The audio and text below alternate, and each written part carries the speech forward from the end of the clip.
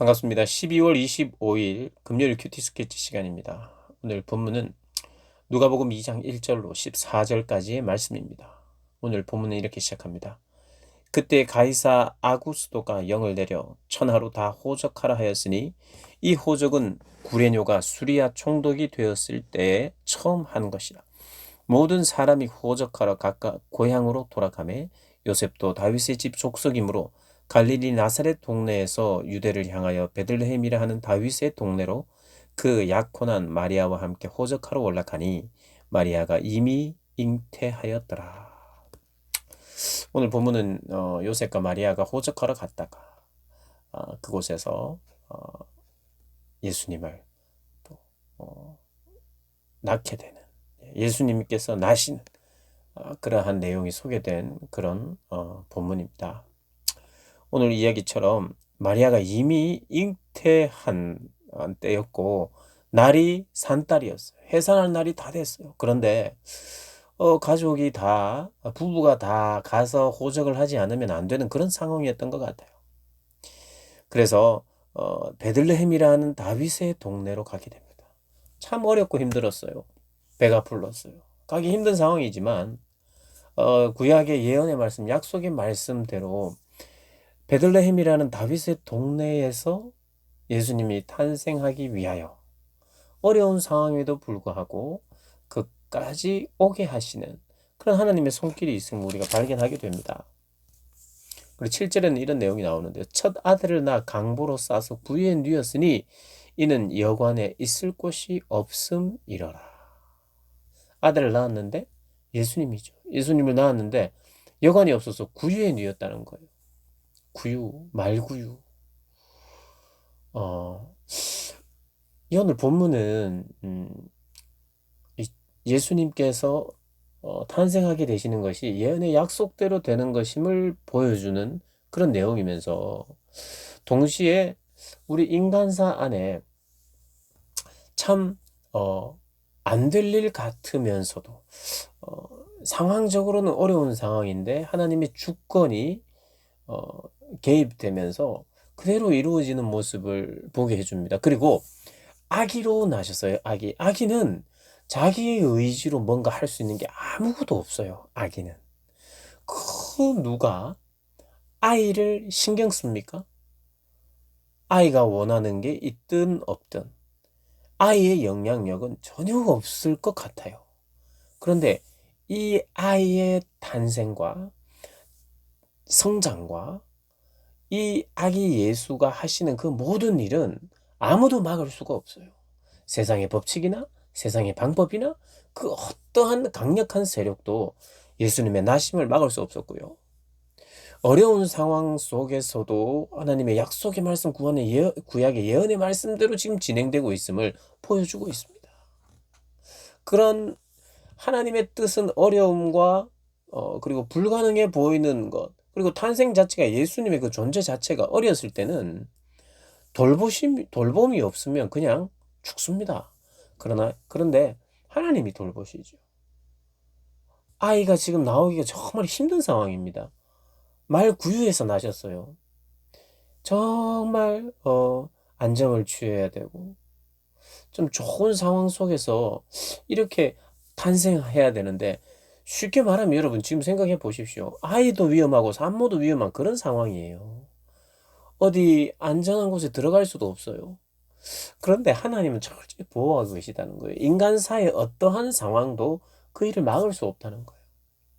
인간사는 사람들의 계획이나 사람들이 막으려 하거나 이러면 대부분 안 될 것 같아요. 그런데 하나님은 해내고 마시고 세상에 그 어떠한 강력한 영향력을 끼치는 자도 해할 수 없어요. 어, 그런데 여기 보면 여관이 없다라는 단어가 좀 묵성이 됩니다. 이 없음이라는 이 단어가, 여관에 있을 곳이 없음이라는 단어가 이 문장 안에서, 이 내용 안에서 중요한 단어는 아니에요. 가장 중요한 단어라고 할 수 없어요. 그러나 우리가 이 성경을 보다가 성경의 묘미란 건 그런 거예요. 없음. 뭐가 없을까? 방도 없었죠.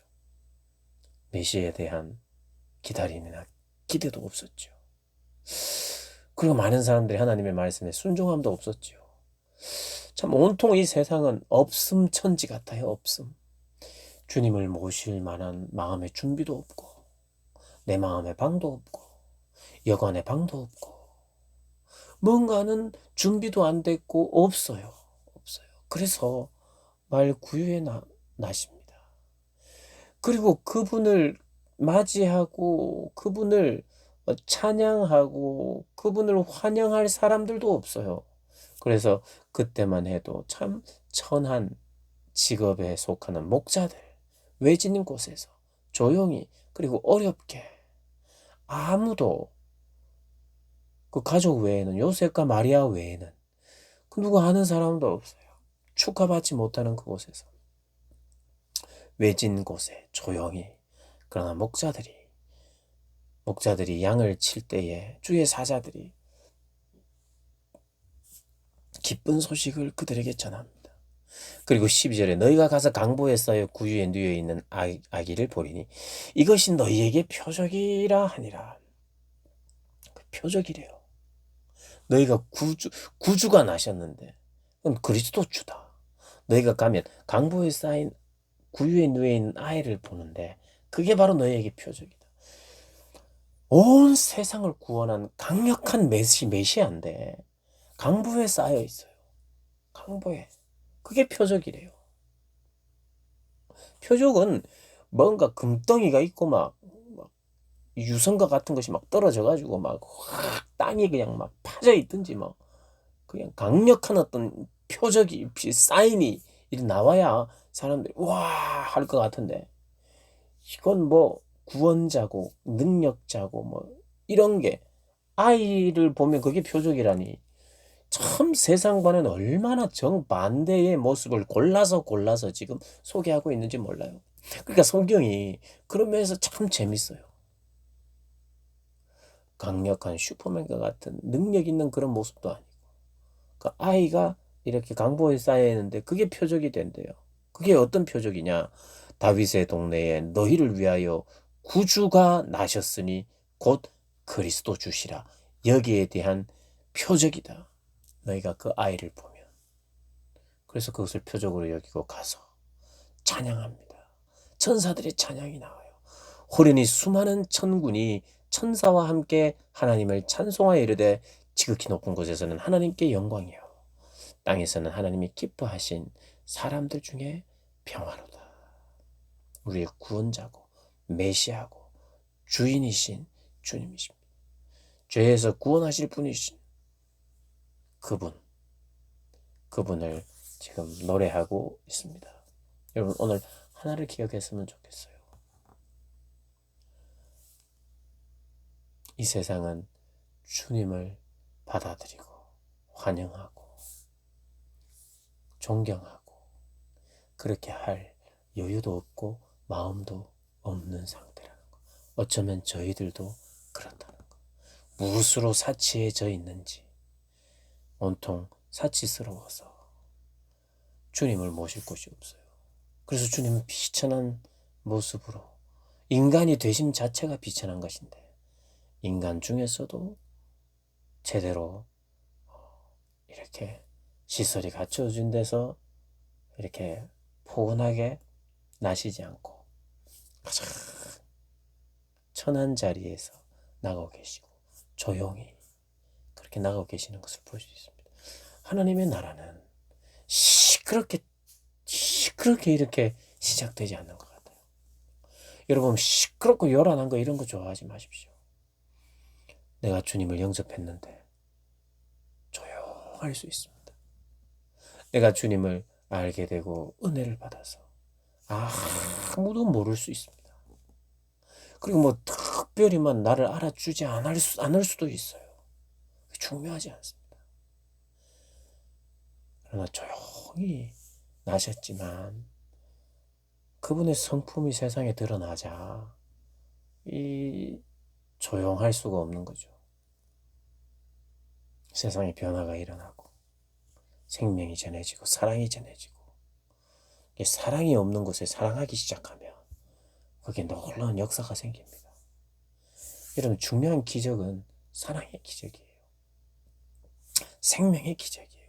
생명이 참 생명이 있는 사람, 참 빛이 있는 사람, 참 사랑이 있는 사람은 그것을 이렇게 풍겨낼 때 그곳에 놀라운 역사가 일어납니다.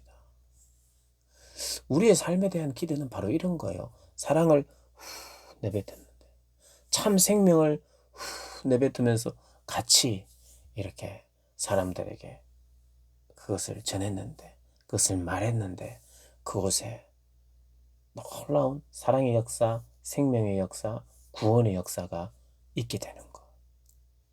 그게 바로 우리의 삶에 대한 기대입니다. 우리 삶의 미래를 그렇게 계획해야 되겠죠. 예수님이 이 땅에 나시고 세상은 준비되어 있지 않고 마음도 없고 기대도 없는 그곳에 주님이 오셔서 주님이 하시는 그 일을 진리가 이루어지는 그곳에 길들을 내시고 이루어 역사하셨던 것처럼 우리도 세상이 뭐라고 말하든 시대와 사상과 세상의 풍조가 어떻게 변하든 예전에는 그게 그랬는데 지금은 그게 아니에요. 세상의 유행이 어떻게 되든 뭐 이건 너무 구시대적인 발상이에요. 뭐라고 말하든 진짜 살리는 것과 생명과 구원과 영원한 것은 변하지 않는 것입니다. 변하지 않는 것을 추구해야 돼요. 변하지 않는. 오래된 것이 다 나쁜 게 아니라 오래된 것일수록 귀한 것이 많아요. 특별히 우리 고등부 학생들, 특별히 젊은 분들, 오래된 것, 너무 귀하고 좋은 것들 찾아야 합니다. 진리부터 시작해서 성경에서부터 놀라운 진리들을 지혜로운 자답게 찾고 누리시기를 주님의 이름으로 축복합니다. 메리 크리스마스.